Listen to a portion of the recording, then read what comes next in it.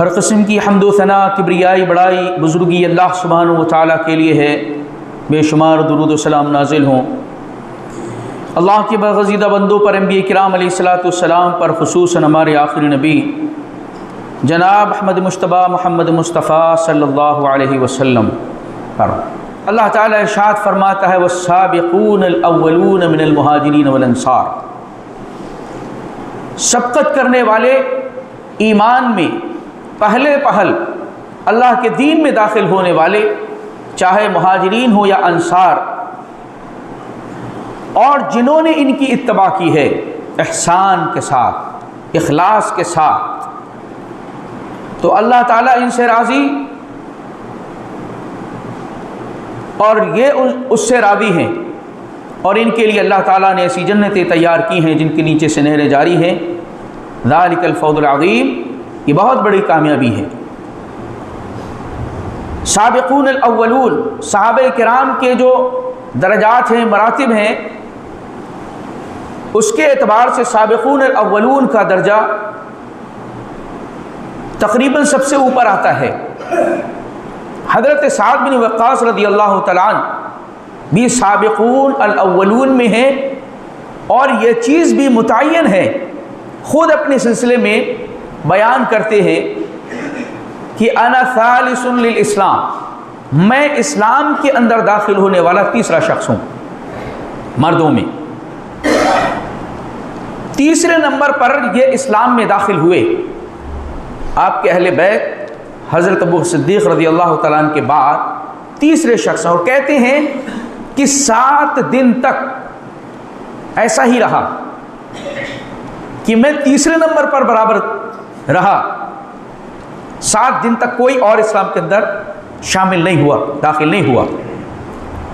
اور آپ کے اسلام کا جو واقعہ ہے اس کے حوالے سے بھی روایت موجود ہے، چونکہ سابقون اولون میں سے آپ ہیں، اس وقت جو لوگ بھی اللہ کے اس دین میں داخل ہوتے تھے تو بڑی آزمائشوں کا شکار ہو جاتے تھے، مختلف قسم کی آزمائشیں ان پر آتی تھیں۔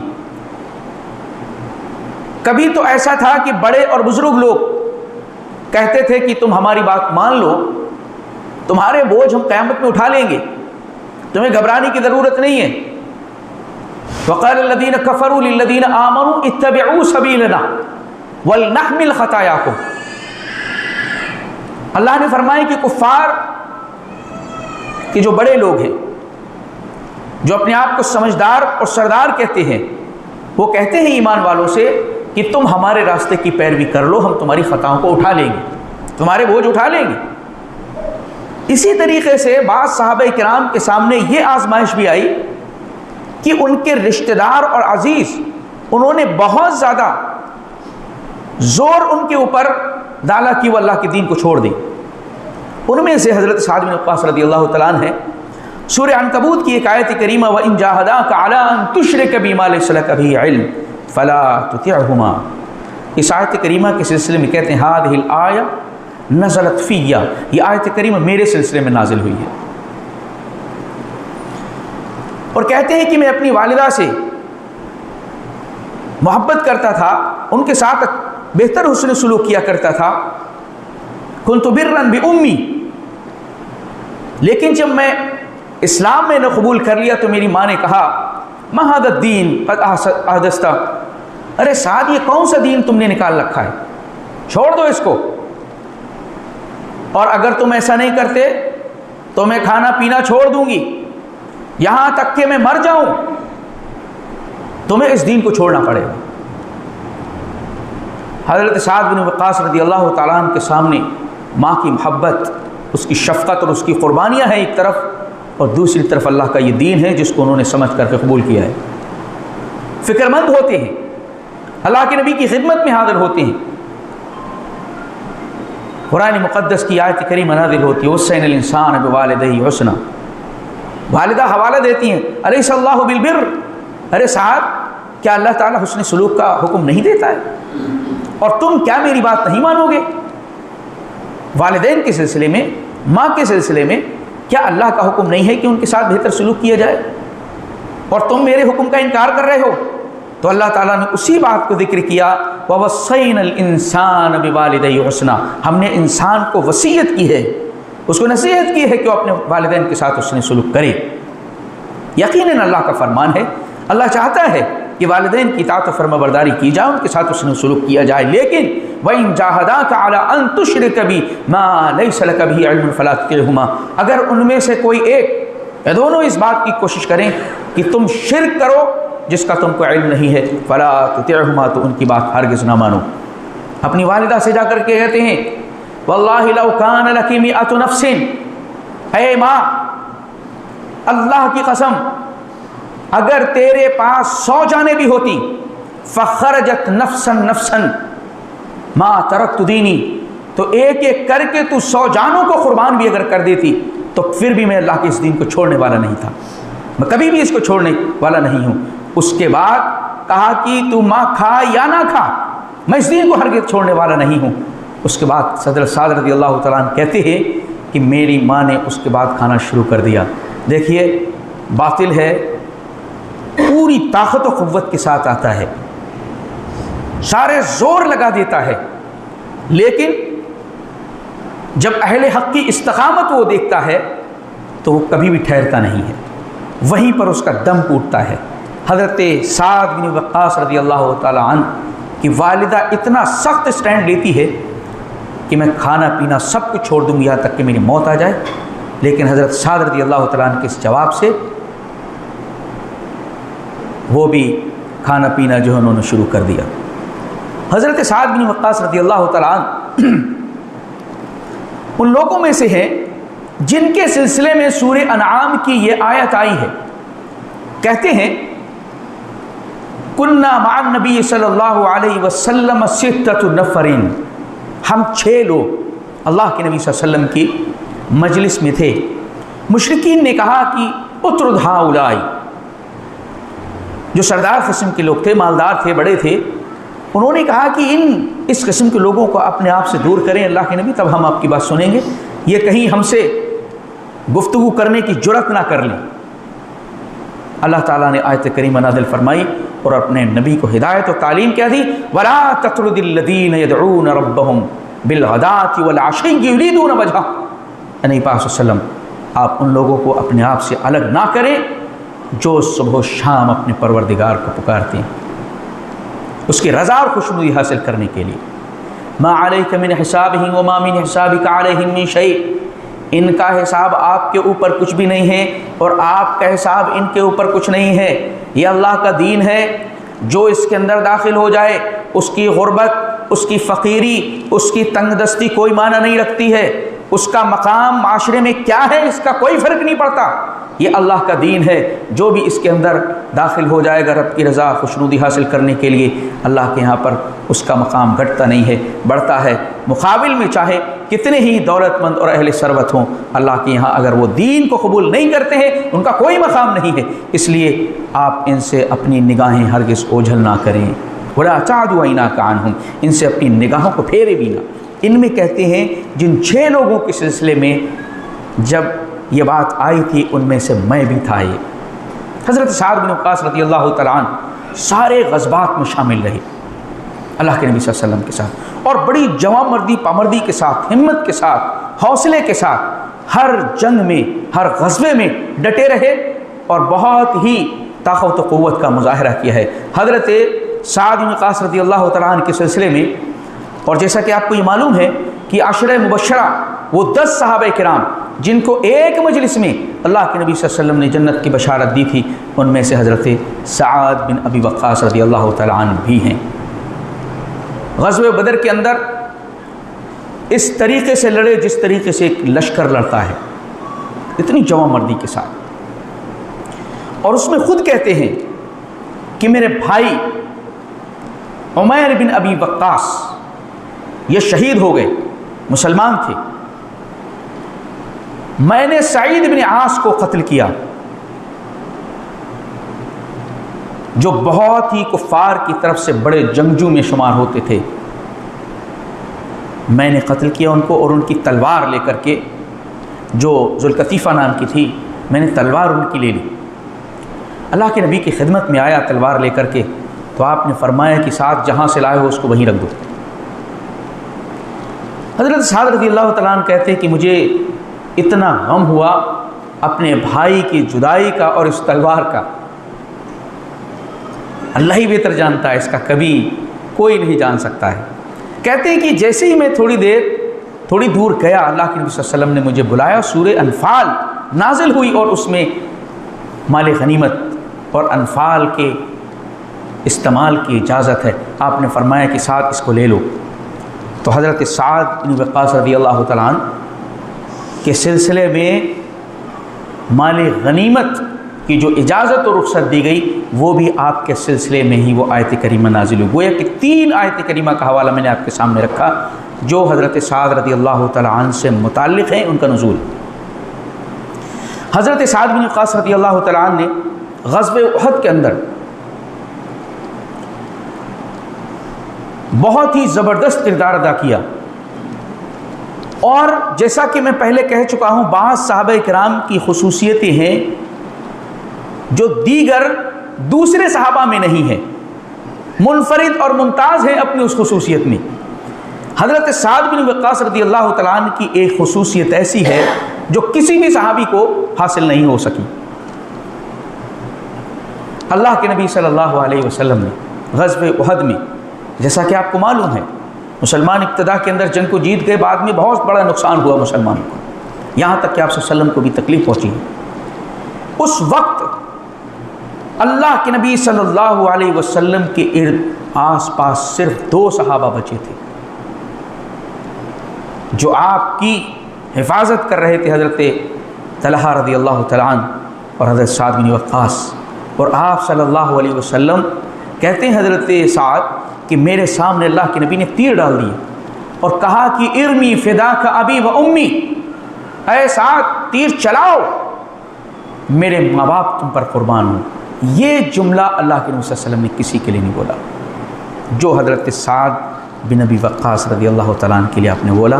اس معاملے میں حضرت سعد سب سے منفرد اور ممتاز ہیں کہ آپ صلی اللہ علیہ وسلم نے یہ مقام محبت کا، یعنی یہ ایک جملہ ایسا تھا جس سے انسان بے انتہا محبت کرتا ہے، وہ بولا کرتا تھا عربوں کے اندر۔ آپ صلی اللہ علیہ وسلم نے وہ جملہ حضرت سعد بن وقاص رضی اللہ تعالیٰ عنہ کے لیے کہا۔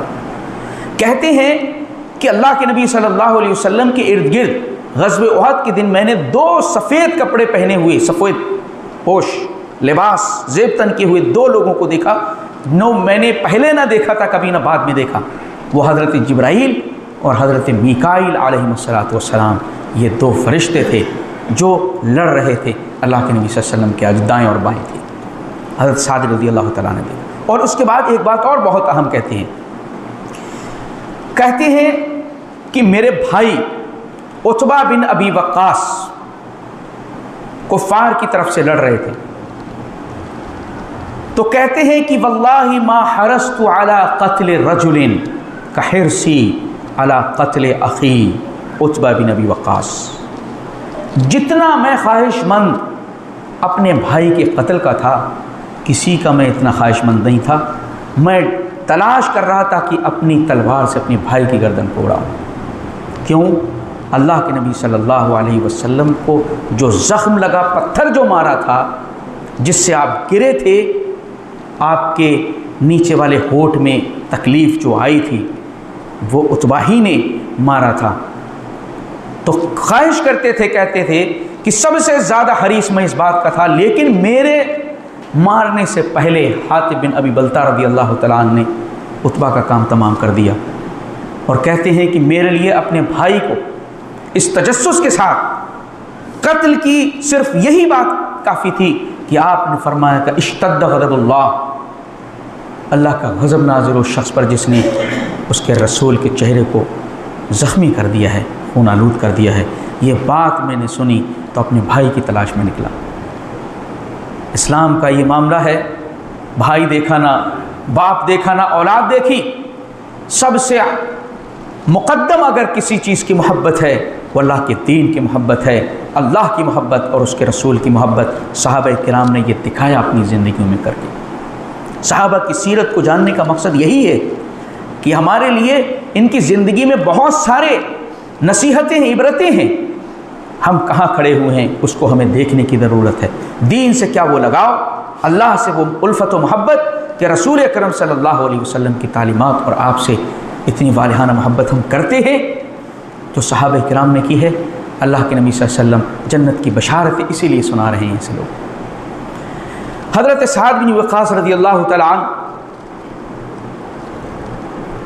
ایک حدیث میں ایک اللہ کے نبی صلی اللہ علیہ وسلم عائشہ بنت سعد، حضرت سعد رضی اللہ تعالیٰ عنہ کی بیٹی کہتی ہیں کہ ان کے والد نے کہا کہ اللہ کے نبی صلی اللہ علیہ وسلم اپنے سامنے کھانا رکھے ہوئے بیٹھے تھے اور آپ نے فرمایا کہ اللہ تعالیٰ اس شخص کو بھیج دے اس کھانے کو تناول فرمانے کے لیے جس سے اللہ تو محبت کرتا ہے اور تجھ سے وہ محبت کرتا ہے۔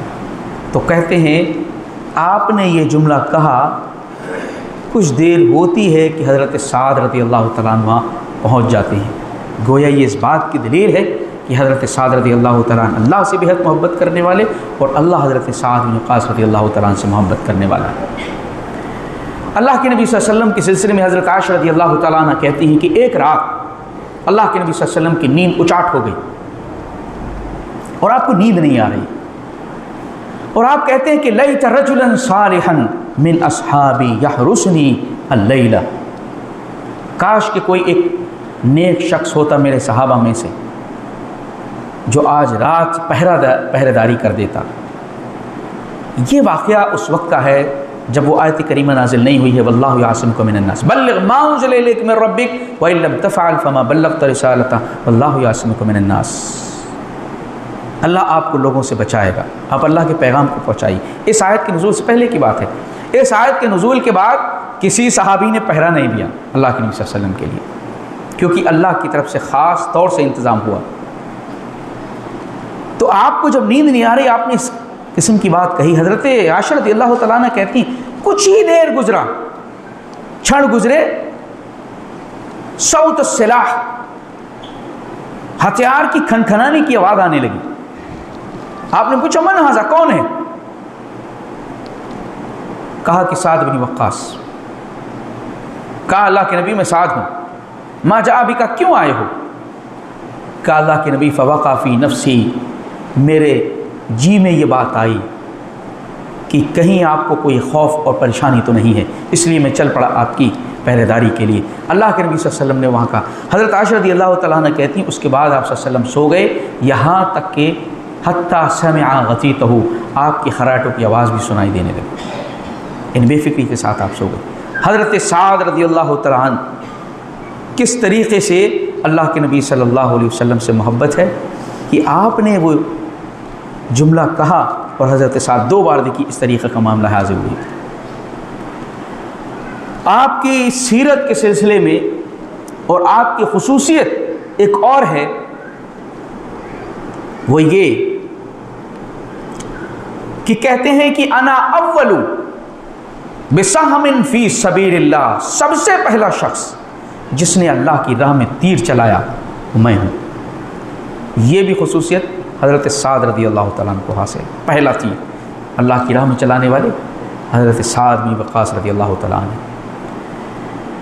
ایک اور خصوصیت تھی کہ آپ مستجاب الدعوات تھے۔ کیا مطلب ہے؟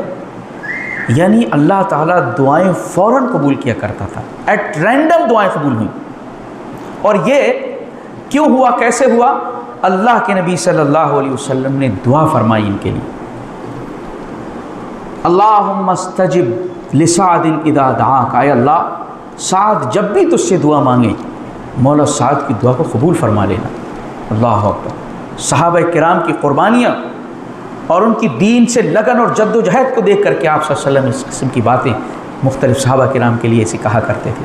حضرت سعد رضی اللہ تعالیٰ عنہ تیسرے نمبر پر اسلام کے اندر داخل ہونے والے ہیں، پوری زندگی اسلام کے لیے وقف کر دی ہے، یہاں تک کہ کسریٰ اور قیصر جو بڑی دو حکومتیں اس وقت کی تھیں، کسریٰ کو ذلیل و خوار کرنے والے، ایران کو فتح کرنے والے، قادسیہ کی جنگ کے اندر جو سربراہ تھے حضرت سعد بن وقاص رضی اللہ تعالیٰ عنہ، آپ فاتح ایران ہیں، فاتح عراق آپ کو کہا جاتا ہے۔ اللہ کے نبی صلی اللہ علیہ وسلم نے دعا کی ان کے لیے، آپ صلی اللہ علیہ وسلم نے دعا کی، اللہ نے قبول فرمائی، زندگی میں ایسے واقعات ہوئے جو فوراً دعائیں قبول ہوئیں۔ حضرت سعد رضی اللہ تعالیٰ عنہ کہتے ہیں کہ میں نے اللہ تعالیٰ سے دعا کی،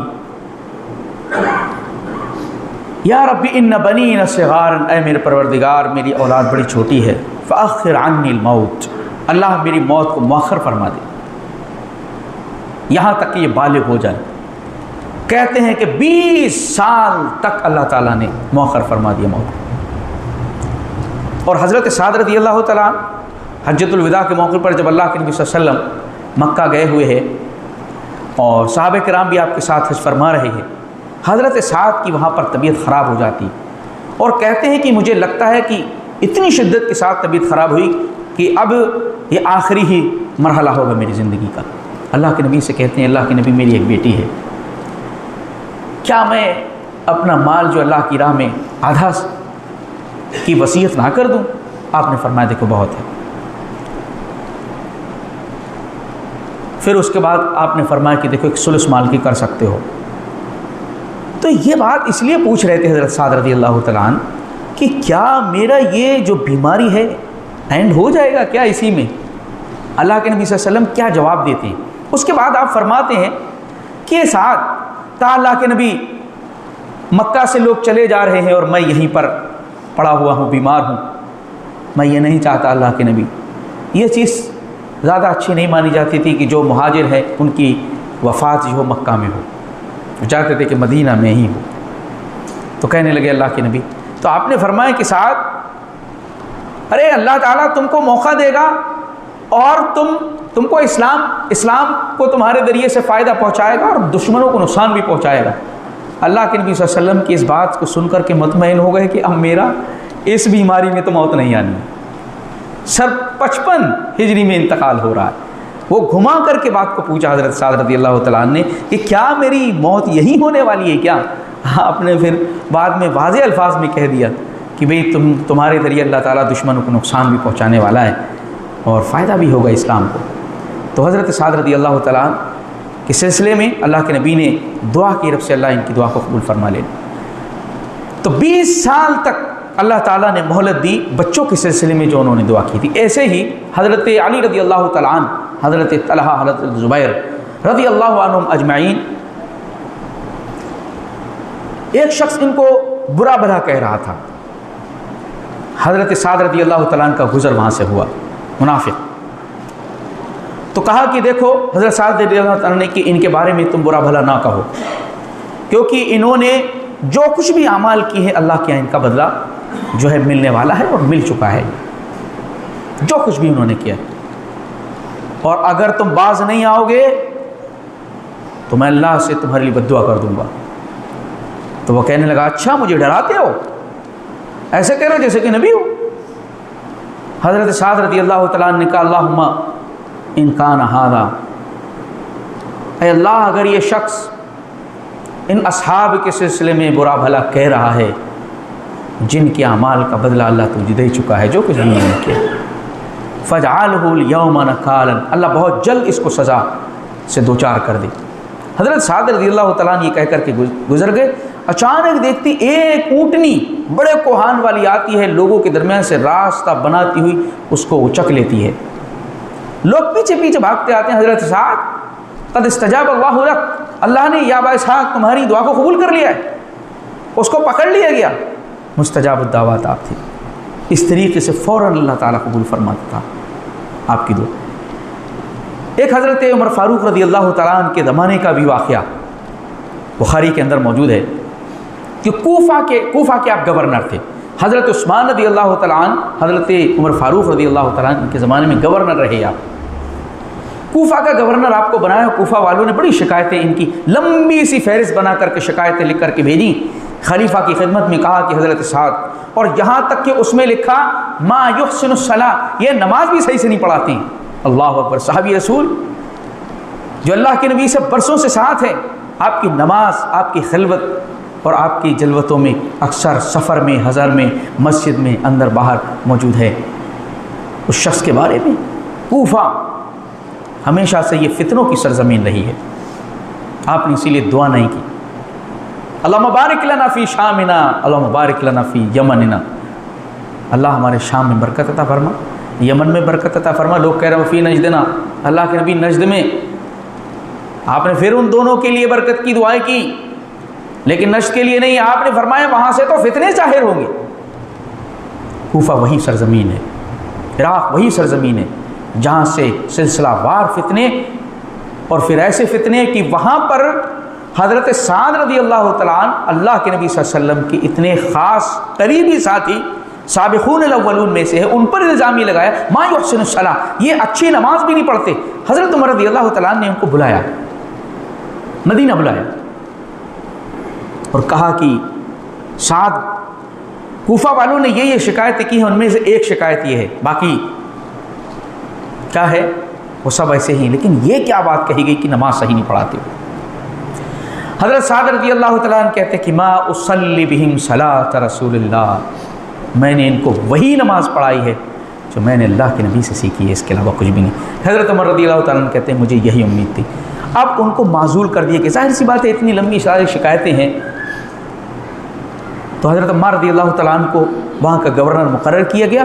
کچھ لوگوں کو بھیجا کوفہ کہ جا کر کے پتہ کرو کہ حضرت سعد رضی اللہ تعالیٰ عنہ کے سلسلے میں جو یہ بات کہی ہے کہ نماز صحیح نہیں پڑھاتے ہیں، مسجدوں میں جا کر کے پوچھو کیا واقعی ایسی بات ہے۔ حالانکہ حضرت سعد رضی اللہ تعالیٰ نے جو بات کہہ دی تھی اس پر یقین ہو گیا، کہا کہ مجھے یہی امید تھی، لیکن وہاں کی رپورٹ لینے کے لیے بھیجا۔ حضرت سعد بھی گئے، ساری مسجدوں میں گئے اور سب نے یہ کہا، تعریف کی، کسی نے ایسی بات نہیں کی۔ بنی ابس کی مسجد میں جب پہنچے تو ایک شخص نے کہا، کھڑا ہوا، کہا کہ جب تم پوچھ ہی رہے ہو تو سنو، ان سعدا کان لا یسیر بالسریہ ولا یقسم بالسویہ ولا یعدل فی القضیہ، لگتا شاعر تھا وہ۔ کہا کہ نہ تو یہ غزبے میں جاتے ہیں اور نہ یہ مال غنیمت کو تقسیم کرتے ہیں، نہ فیصلوں میں انصاف کرتے ہیں۔ حضرت سعد رضی اللہ تعالیٰ صحابی رسول کے اوپر اتنی بڑی تہمت اتنے سارے لوگوں کے بیچ میں، 3 اللہ تعالیٰ سے دعائیں کی، کہا کہ میں 3 دعائیں کرتا ہوں۔ اللہم ان کان ھذا عبدک کاذبا قام رعان وسمعتا، اے اللہ اگر یہ تیرا بندہ جھوٹا ہے اور یہ ریا دکھاوے کے لیے کھڑا ہوا ہے، فاطل عمرہ واطل فقرہ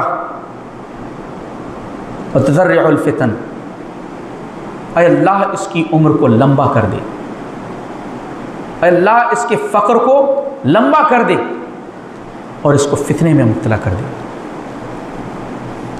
راوی بیان کرتے ہیں کہ وہ شخص بوڑھا ہو گیا، اتنا بوڑھا کہ اس کی بھوئیں جو ہے آنکھ کو ڈھانپ رہی تھی، اتنا بوڑھا ہو گیا، اور گلیوں میں بھیک مانگ رہا تھا، اور اتنے بڑھاپے میں بھی لڑکیوں کو چھیڑ رہا تھا۔ یہ تھا وہ فتنہ جس کے اندر وہ مبتلا ہوا۔ حضرت سعد رضی اللہ تعالیٰ عنہ کی 3 دعائیں جو رب سے کی گئیں وہ قبول کی گئیں۔ صحابہ کرام کو لوگوں نے نہیں چھوڑا، صحابہ کو نہیں چھوڑا، صحابہ نے دین کو صحیح معنی میں سمجھا اور اس کی روح کو اور اس کی سچائی اور حقیقت کو سمجھ کر کے اللہ کے لیے سب کچھ قربان کیا۔ ان پر اس قسم کے الزامات لگائے گئے۔ آپ یہ دیکھیں بعد میں حضرت حسین رضی اللہ تعالیٰ عنہ کے ساتھ کچھ ہو رہا ہے تو یہ کیسے آپ سچ مان سکتے ہیں؟ کیا اس میں سچائی ہو سکتی ہے کہ ان کوفہ والوں نے نہیں بلایا تھا؟ انہوں نے بلایا اور بلا کر کے آپ کو دھوکے کے ساتھ یہ سب کچھ کیا۔ حضرت سعد صحابی رسول کے ساتھ اس وقت خلافت عمر فاروق، اس وقت جو ہے اس قسم کے صحابہ پر ان لوگوں نے الزامات لگائے۔